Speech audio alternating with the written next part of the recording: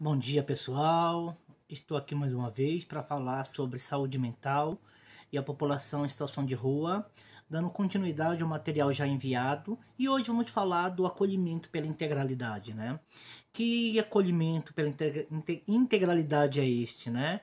Então, o desafio do trabalho em equipe acolhedora e como a gente pode integralizar tudo isso, né? Sendo o sofrimento psíquico um fenômeno complexo, seu cuidado não pode se resumir à sua só disciplina, nem a uma equipe de serviço de saúde mental. Criação de redes que extrapolem o âmbito dos serviços, sejam eles de saúde ou não, no caso aí, o CEAS, né, que trabalha diretamente com a população em situação de rua na abordagem social. A Política Nacional de Humanização e seus princípios. Então, pensar tudo isso para que a gente possa ter um acolhimento pela integralidade da pessoa que está sendo ali olhada, acolhida, né, observada enquanto uma pessoa humana de direito, né? Então, o desafio, ele vem pelo esse acolhimento, né? Então, às vezes, por que acolher pela integralidade? Porque, às vezes, a gente faz o processo de dicotomização. O que é dicotomização? É separar o indivíduo. Então, isso é da saúde, isso é da assistência, isso é da habitação, e esquecemos que a pessoa é uma única. Independente das diversas demandas que essa pessoa possa vir a ter, ela é única e essa unicidade tem que ser olhada, tem que ser respeitada no que nós chamamos acolhendo pela integralidade. Inseparabilidade entre atenção e gestão, transversalidade das práticas, produção de autonomia, protagonismo dos sujeitos, corresponsabilidades, vínculos solidários, redes de cooperação e participação coletiva no processo de gestão, né? A saúde que não se resume à ausência de doença. Então vamos pensar um pouco nisso tudo, né? Em sentido mais amplo, a 8ª Conferência Nacional de Saúde, em seu sentido mais abrangente, a saúde é resultante das condições de alimentação, habitação, educação, renda, meio ambiente, acesso à posse da terra, acesso aos serviços de saúde e assim, antes de tudo, o resultado das formas de organização social da produção, as quais pode gerar grandes desigualdades nos níveis de vida. Pensar nisso aqui que foi debatido na 8ª Conferência Nacional de Saúde. Saúde é resultante das condições de alimentação, habitação, educação, renda, meio ambiente, posse da terra. A população em situação de rua tem tudo isso? A população em situação de rua tem algum desses elementos trazido pela 8ª Conferência Nacional de Saúde? Então, se observarmos que a população em situação de rua não tem esses elementos, ela não está com saúde. Ela tem ausência de saúde, né? Então, você estar sem saúde não é você ter uma gripe, você ter uma dor, um mal-estar. É você não ter alguns elementos. Então, nós não temos esses elementos. Se formos aprofundar um pouco mais, nós trabalhadores também não temos a saúde. A gente, muitas das vezes, pegamos um transporte lotado, um transporte sem condições nenhuma, um transporte lotado e chegamos já muito cansados no espaço de trabalho. Isso aí já caracteriza que nós não temos acesso à saúde, né? Todos nós que trabalhamos temos casa própria ou ficamos diariamente preocupados em pagar o aluguel? Todos nós dormimos a noite toda tranquilamente, sem nenhum intercurso no nosso sono. A gente consegue entrar no sono profundo, né? Nós conseguimos descansar nosso corpo, nossa mente, nesse período que nós estamos adormecidos. Então, se nós não conseguimos nada desses elementos, segundo a 8ª Conferência Nacional de Saúde, nós temos ausência de saúde. Então, o quanto é sério quando olhamos para essa população que, além de não ter esses elementos importantíssimos para ter uma boa saúde, essa população ainda sofre com alguns transtornos mentais. e esses transtornos não são atendidos, não são visualizados, né? Essa população não toma os remédios adequadamente. Quando toma, quando é atendida, quando é medicada. Então são muitas reflexões que podemos apontar quando falamos da saúde mental da população em situação de rua. E não podemos esquecer que tudo isso que nós estamos discutindo ou que vamos discutir está dentro da Lei 8.080. Que lei que é essa, Robson? É a Lei do Sistema Único de Saúde, né? E ela traz como articulação os serviços que vêm aí a prevenir alguns intercursos de saúde, como curativos individuais e coletivos, caso a caso, olho a olho, em todos os níveis de complexidade do sistema. Crítica da cisão entre ações preventivas e curativas. Às vezes a gente fala assim, a pessoa ela não precisa desse atendimento, a pessoa ela não aceita. Como que a gente pode fazer um trabalho de saúde olhando o indivíduo olho a olho, o indivíduo na sua individualidade? Esse acolhimento pela integralidade, ele tem como base a prática profissional sobre a produção de conhecimento. Vocês, trabalhadores aí do Serviço de Abordagem Social de Rua, têm uma produção de conhecimento enorme. Essa produção de conhecimento tem que ser sistematizada, tem que ser debatida, porque vocês são detentores de conhecimento que muitas vezes ninguém tem, nem eu tenho. Porque vocês estão no dia a dia, na abordagem, no dia a dia, no território. Esse processo de trabalho, ele tem que trazer também a emancipação dos trabalhadores enquanto um sentido político produtivo, uma análise crítica, muito mais uma postura de um dispositivo técnico. Acolhimento como componente fundamental. Então não adianta, nesse acolhimento pela integralidade, você não ter o acolhimento como componente fundamental. Todos os outros elementos vai ser descartado se na hora do acolhimento, na hora da conversa, você não ter ele como fundamental. Então é isso, o acolhimento pela integralidade. É esse olhar fundamental que vocês devem ter na hora do acolhimento. Por que deve? Porque é uma obrigação. É uma obrigação acolher o indivíduo como um ser humano, como uma pessoa que naquele momento precisa ser orientada, ser conduzida, ser encaminhada enquanto direito, não enquanto favor, não enquanto benesse, não enquanto caridade.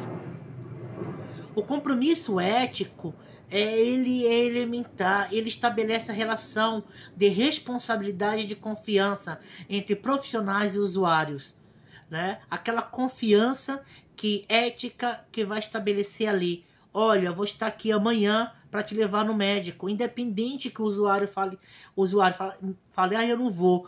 Tá bom, eu vou, e no outro dia o usuário não vai, você marca de novo. O usuário não vai mesmo, então eu não vou. Não, o compromisso ético que você estabeleceu com o usuário, independente que ele vai estar lá ou não, vocês têm que ter. Vocês têm que estar lá. Porque vocês tiveram um compromisso ético estabelecido ao falar: amanhã, às 8 horas, às 10 horas, eu estarei aqui para te levar no médico ou para qualquer outro lugar, para que aquela pessoa tenha acesso ao direito.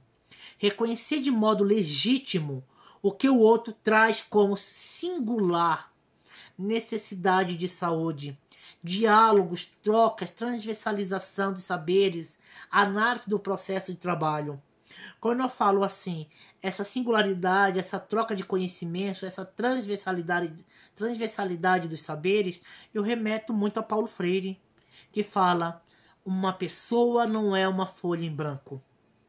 Ela traz histórias, ela traz elementos, ela traz vivência. E isso tudo tem que ser respeitado na hora da abordagem social de rua. Criação e fortalecimento de vínculos. Escuta qualificada e estabelecimento de prioridades, avaliando a vulnerabilidade, a gravidade e risco. Escuta é diferente de ouvir. Então, quando a gente fala assim, escuta qualificada, Na faculdade, eu passei 4 anos, quando eu fiz aí a faculdade de serviço social, escutando o que seria escuta qualificada.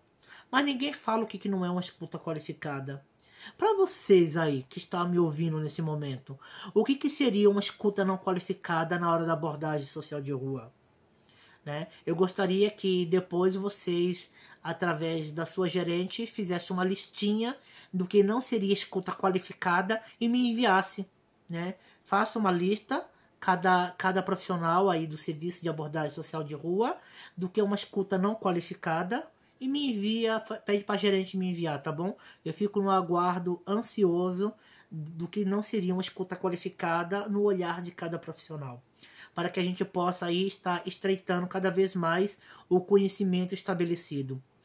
Para que essa escuta qualificada ela torne-se presente, a gente entra num outro elemento que é humanizar e acolher as diferenças e incluir o paciente ou o usuário em suas relações como corresponsáveis pelas ações de cuidado. Aos poucos nós vamos ali conduzindo que aquela pessoa ela é também responsável pela sua vida. Aquela pessoa também é responsável pelas suas decisões. E isso a gente vai construindo paulatinamente, aos poucos e com muito cuidado. Requer análise permanente no processo de trabalho, fortalecer a transversalização, reconhecimento de que as diferenças específicas podem conversar com a experiência daquele que é usuário, aquele que é assistido. Produção de cuidado pela via da ética e autonomia, e não pela moral. Né? Então, às vezes a gente fala assim, muito um cuidado ligado à moralidade, aonde traz preconceito, onde traz segregação. Nós estamos trabalhando pela linha do direito. E o direito indifere de religião, indifere de crença de vida, indifere de qualquer outros elementos. Nós estamos ali para atender a pessoa enquanto uma pessoa humana. Colocar em superação os saberes pré-estabelecidos para encontrar a experiência do outro. Às vezes nós temos que nos anular um pouco. Esse processo de anulação ele é muito importante para que haja a integralidade na hora da acolhida. Construção de cuidado a partir do encontro com o usuário e não pela mera aplicação de teorias e técnicas.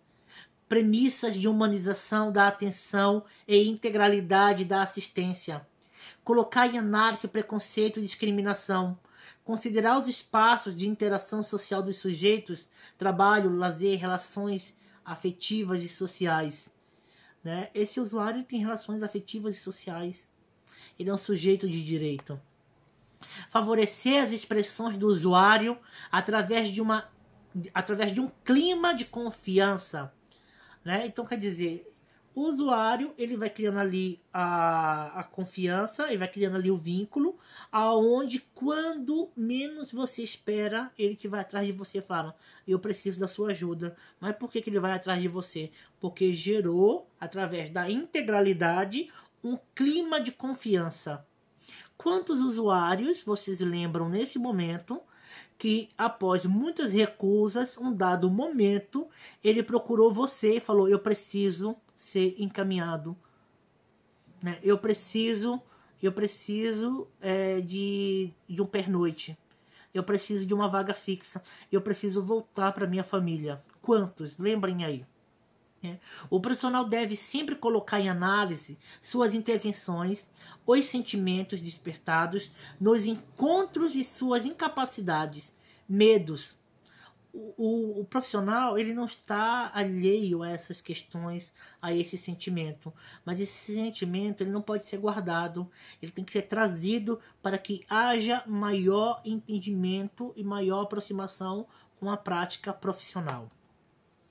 Modos de existência que colocam em xeque a noção de normalidade. Às vezes, o meu modo de existir é diferente do modo de existir do outro. E nem por isso ele é menos. Temos que valorizar o modo de existir.